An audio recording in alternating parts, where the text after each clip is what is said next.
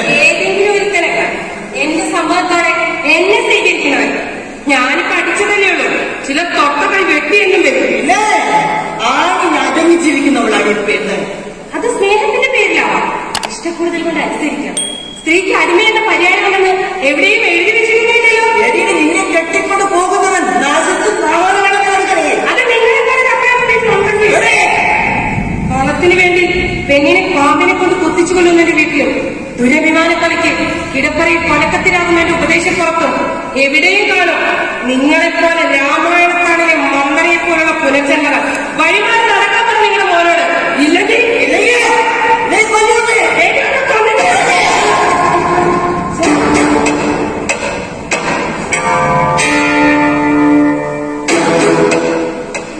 ഇവളെ കൊണ്ടേതായി ഞാൻ ചെയ്യിക്കില്ല. ഈ രമണൻ ചന്ദ്രികയുടെ മകനെ കൊല്ലും. അതിനുള്ള ധൈര്യം നിങ്ങൾക്കില്ലെന്ന് എനിക്ക് നന്നായിട്ട് അറിയാം. ശരിയാ, 26 വർഷം മുമ്പ് കല്യാണ മണ്ഡപത്തിൽ കാത്തു നിന്നതാ ഞാൻ നിന്നെ.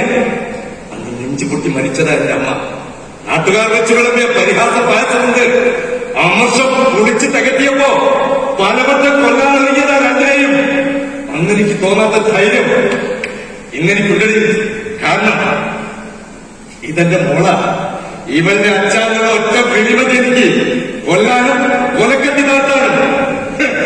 മണക്കാത്ത ലഹരിയിൽ ഒഴുകി നടക്കുന്ന നിന്റെ മകനെ എന്റെ മകൻ സ്വീകരിച്ചില്ലെങ്കിൽ എന്താ ആസിഡ് ഒഴിക്കുമല്ലോ, വഴിയിൽ തടഞ്ഞിട്ട് കുത്തി കൊല്ലുമെന്നൊക്കെ അവൻ ആരോടൊക്കെ പറഞ്ഞു എന്ന് ഞാൻ അറിഞ്ഞു.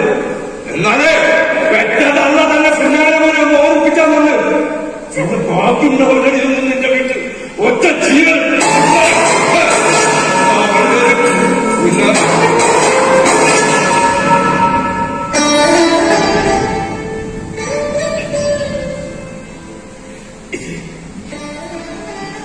ഇതെല്ലാം അവശേഷിക്കുന്ന ഇത്തിരി പോലെ കുഞ്ഞു ലോകമാണ് ചന്ദ്രിക.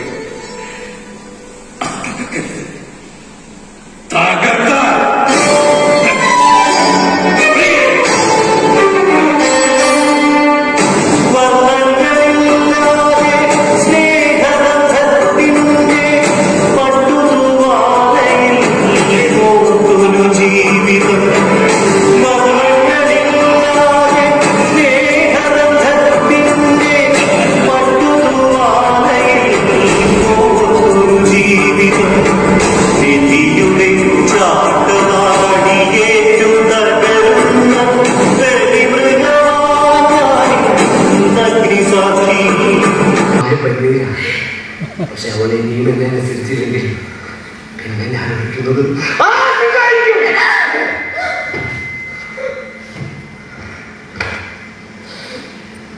ഇങ്ങനൊരു പെണ്ണിനെ ഞങ്ങൾക്ക് വേണ്ടതില്ല.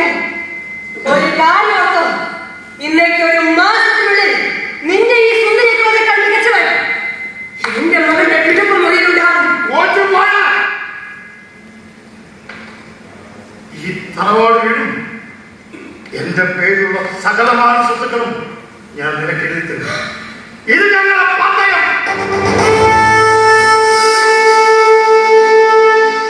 ആ പന്തയത്തിൽ ഞാൻ എന്റെ മകൾ തോൽക്കണമെന്ന് മനസ്സൊരുക്കി പ്രാർത്ഥിച്ചോളാം. കാരണം മകനെ ഈ തളത്തിൽ തറവാട്ടിൽ എഴുതാനി സമയവും സൗകര്യവും ഉണ്ടായിട്ടും ഒന്ന് മൂത്താവിൽ പോലും ഉമ്മ വെച്ചിട്ടില്ല. ഈ രമണൻ സ്നേഹിച്ച ചന്ദ്രികയെ നിന്റെ ഭാര്യ ഇവളെ ചോദിച്ചു നോക്ക്.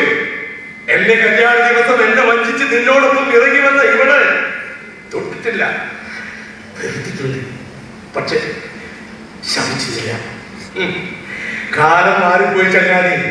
പ്രളയം നിരസിച്ച പെണ്ണിനെ കൊന്നു തള്ളുന്ന പുതിയ കാലം പേടിയാണ് പെൺമക്കളുള്ള എല്ലാ അച്ഛനമ്മമാർക്കും, പ്രത്യേകിച്ച് നിന്റെ മകനെ പോലെ ഉള്ളവരെ. കാരണം പ്രേമം ഭ്രാന്തിന് വഴിമാറുന്ന നടപ്പ് കാലത്ത് കാലത്തിന്റെ കാരണച്ചായയിൽ പ്രളയത്തിന്റെ ആളുകൾ വയ്ക്കാൻ ഞാനും വരട്ടെയോ നിന്റെ കൂടെ എന്ന് ചോദിക്കുമ്പോ പാടില്ല പാടില്ല എന്ന് പറയുന്ന രമണന്റെ തലമുറ ചത്തുപോയിരിക്കുന്നു.